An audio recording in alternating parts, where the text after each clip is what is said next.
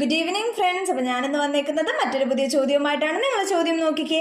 75-ന്റെ 33 എന്നത് 50-ന്റെ എത്ര ശതമാനമാണെന്നാണ്. അപ്പം ഞാൻ ഇതിന് മുന്നത്തെ വീഡിയോയിൽ പറഞ്ഞിട്ടുണ്ടായിരുന്നു 33-1 എന്ന് പറയുന്നത് 1/3 എന്നാണെന്ന് ഇതിന് മുന്നത്തെ ഒരു വീഡിയോയിൽ ഞാൻ പറഞ്ഞിട്ടുണ്ടായിരുന്നു.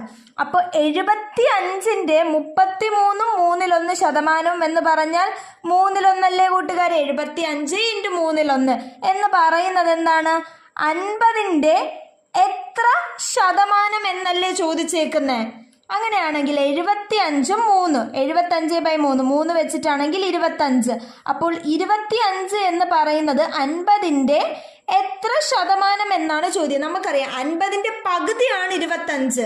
അപ്പോൾ 50-ന്റെ എത്ര ശതമാനമാണ്? 50% അല്ലേ കൂട്ടുകാരെ? ഓക്കെ അല്ലേ?